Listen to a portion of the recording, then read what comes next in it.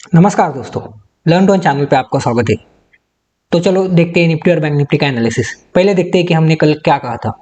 तो हमने कल कहा था कि जैसे ही 38,850 ये वाली लेवल यहाँ क्रॉस हो जाएगी ऊपर, तो हम एक कॉल साइड पोजीशन को बैठेंगे। तो हमें यहाँ से 38,850 से 39,50 तक हमें एक अच्छी सी मूवमेंट मिल गई। तो यहाँ अराउंड हमें 200 पॉइंट मिल गए, लेकिन हम उसमें से 100 या 150 पॉइंट प्रॉफिट बुक कर सकते हैं।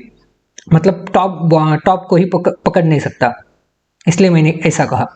तो चलो दोस्तों, अब देखते हैं कि आज बैंक निफ्टी ने कैसे कामकाज किया। तो हमने कल कहा था कि हम पुट साइड की कोई भी पोजीशन नहीं बनाएंगे, लेकिन हमें यहाँ एक बहुत अच्छा ट्रेड मिला था, इसलिए हमने पुट की साइड की भी पोजीशन मिली और उसमें हमें बहुत अच्छा सा प्रॉफिट हो गया। तो अराउंड 38,300 तक हमें प्रॉफिट हो गया, मतलब 38,680 से 38,300 तक अराउंड हमें 300 350 पॉइंट मिल गए यहाँ। तो अब हम देखते हैं कि कल के लिए क्या कर सकते हैं बैंक निफ्टी में। तो हम देख सकते हैं कि बैंक निफ्टी बहुत अच्छी प्राइस एक्शन करके इसी रेंज में नीचे आया। तो ए रेंज थी, इसी इसी दो ट्रेंड लाइन आती है, इसी रेंज में आता रहा नीचे।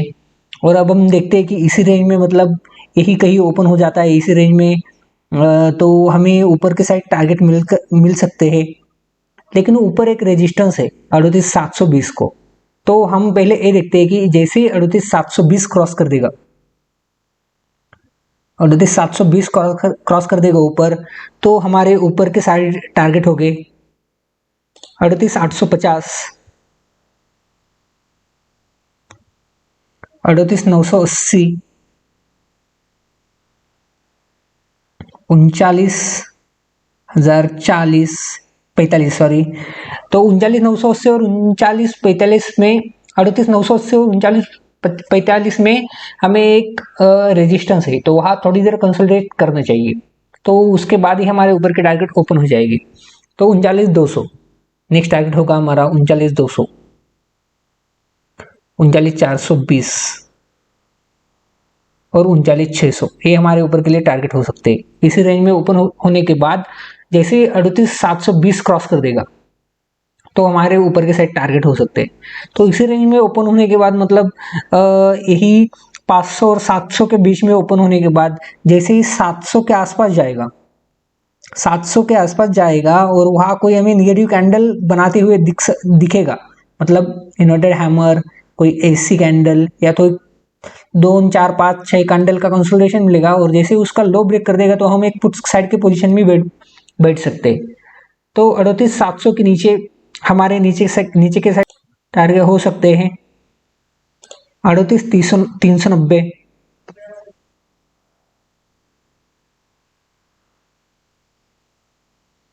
38,220। आज आप देख सकते हैं कि हमारे जो नीचे के साइड टारगेट हो थे, तो एग्जैक्ट मार्केट ने उसी को हिट किया, ए वाला एक टारगेट और 38,220 वाला एक टारगेट। तो एग्जैक्ट वो टारगेट मार्केट ने हिट किया आज। तो आप देख सकते हैं कि हमारे लेवल कैसे फॉलो होते हैं हर दिन। 38,220 के नीचे 38,980, ये हमारा नीचे के साइड एक टारगेट हो सकता है। आप ये नोट डाउन करके रखिए, यहाँ हमें एक स्ट्रॉन्ग सपोर्ट है 37,800 और 850 के बीच में। तो इसके नीचे हमें डिप मिल सकता है, बहुत बड़ा डिप मिल सकता है। तो उसके नीचे हम टारगेट नहीं देखेंगे अब, क्योंकि इतने इनफ है कल के लिए। तो अब हम देखते हैं कि इस रेंज में ओपन होने के बाद नीचे के साइड क्या टारगेट हो सकते हैं। तो इसी रेंज में ओपन होने के बाद हमें नीचे के साइड मतलब 38,500 के आसपास ओपन होने के बाद हमें नीचे के टारगेट मिल सकते हैं। अब 38,200 को एक स्ट्रॉन्ग सपोर्ट हो गया है। जब तक 38,200 नीचे के लिए क्रॉस नहीं कर देगा, तो हमें नीचे के साइड मूवमेंट अच्छी तरह से मूवमेंट नहीं मिल सकती।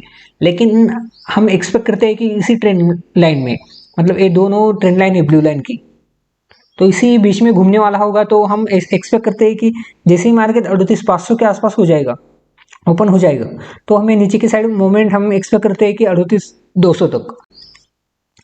तो 38,200 के नीचे हमारे 37,980 के टारगेट हो गए। हमने बताया पहले वही 37,980 और 37,800, 800 को स्ट्रॉन्ग सपोर्ट है नीचे। तो अब हम देखते हैं कि गैप डाउन के बारे में क्या हो सकता है। गैप डाउन जैसे ही इसी रेंज में मतलब 3800 के आसपास गैप डाउन होगा, तो वहां हम थोड़ी देर देख लेंगे कि क्या हो सकता है। क्योंकि 38,200 के आसपास गैप डाउन होगा तो मुझे लगता है कि पहले 5 मिनट में ही एक शार्प अपसाइड आ सकती है। गैप अप या गैप डाउन के दोनों के ही बाद हमें पहले 5 मिनट में ट्रेड नहीं लेना चाहिए। तो अब हम देखते हैं निफ्टी का एनालिसिस। तो निफ्टी कैसे कामकाज कर सकती है ये देख लेते हैं। तो निफ्टी ने ऐसा एक ट्रायंगल पैटर्न बना रहा है निफ्टी अभी। तो अब हम देखते हैं कि ये ट्रायंगल पैटर्न का लो और हाई कहाँ आता है। आप ये ब्लैक लाइन वाला ट्रायंगल पैटर्न देख सकते हैं। तो इसका हाई आता है 17,090, लेकिन हम वहाँ आगे ही 17,100 और 120 के आसपास वहाँ उसे रेजिस्टेंस है। तो हम यही लेवल कैलकुलेट करेंगे कि जब तक 17,120 क्रॉस नहीं कर देता निफ्टी तो हमें ऊपर के साइड मूवमेंट नहीं मिल सकती। 17,120 के ऊपर हमारे टारगेट हो गए 17,160। 17,160 को एक स्ट्रॉन्ग रेजिस्टेंस है, वो भी पार करना चाहिए। उसके ऊपर 17,280, 17,325 और 17,370, ये हमारे ऊपर के साइड टारगेट है।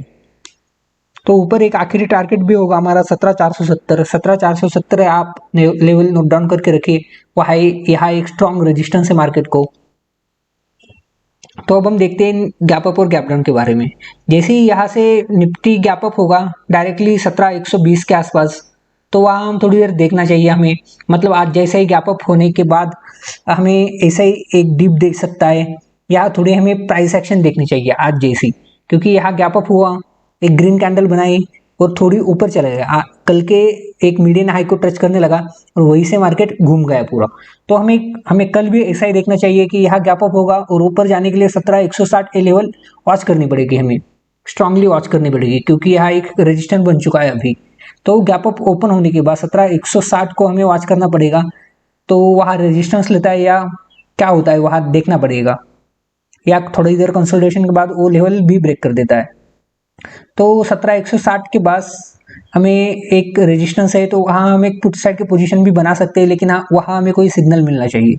मतलब थोड़ी देर कंसोलिडेशन बनना चाहिए यहाँ, या तो कोई हैमर बननी चाहिए। जैसे कि आज मैंने एक हैमर का चार्ट भी टेलीग्राम चैनल पे डाला था, कितना अच्छा हैमर बना था बैंक निफ्टी में।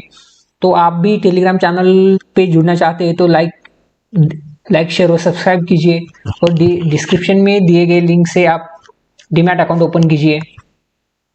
तो मैं आपको वो हैमर दिखाता हूँ आज का। तो आप यहाँ देख सकते हैं कि 5 मिनट के कैंडल पे यहाँ कितना हैमर अच्छा बना हुआ था। आप ये हैमर देख सकते हैं, यहाँ से हमें अराउंड 150 पॉइंट मिल गए। 38,550 या 60 से 38,700 तक हमें मूवमेंट मिल गई। तो आप देख सकते हैं कि मैंने हर दिन आपको कहता हूँ कि सपोर्ट के पास आप हैमर, कोई निगेटिव या पॉजिटिव, सपोर्ट के पास पॉजिटिव कैंडल बनने की वेट कीजिए और रेजिस्टेंस के पास नेगेटिव कैंडल बनने की वेट कीजिए। तो अब हम देखते हैं कि गैप अप या गैप डाउन के बारे में क्या हो सकता है। तो गैप डाउन के बारे में देखते हैं हम कि 16,950 के आसपास गैप डाउन होगा। तो वहाँ हमें गैप डाउन होगा तो हम डायरेक्टली पुट साइड को बैठ सकते हैं।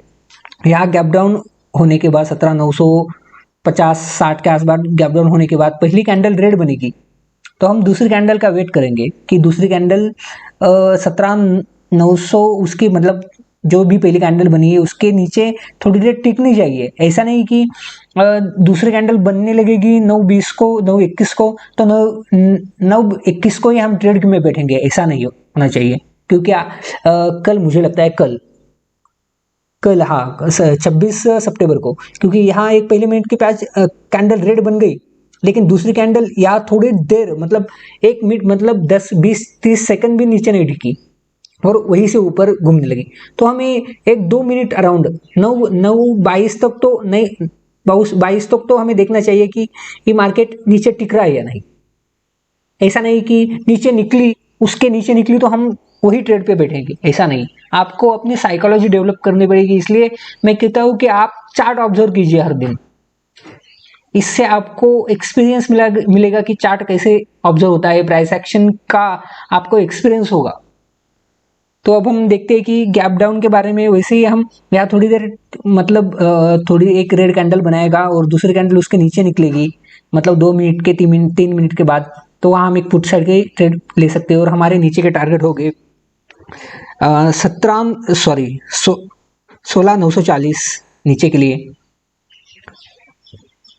16,940, 16,875, 16,750 और 16,660, ये हमारे नीचे के लिए टारगेट हो सकते हैं। मैंने एक वीडियो में थंबनेल भी बनाया है कि हमारा टारगेट नीचे 16 और मैंने वहां आगे स्टार बनाए हैं, तो आप देख सकते हैं मेरा टारगेट यही है 16,600 तक, 660 तक। तो आप देख सकते हैं कि मुझे लगता है कि 660 तक मार्केट आ सकता है। तो दोस्तों आपको मेरे लेवल ये कैसे लगते हैं आप कमेंट में जरूर बताइए। मैं लाइव मार्केट में एक लाइव ट्रेड एनालिसिस भी डालता हूँ, आप वो भी हर दिन चेक करते रहिए। लाइक शेयर और सब्सक्राइब करना मत भूलिए दोस्तों। Thank you.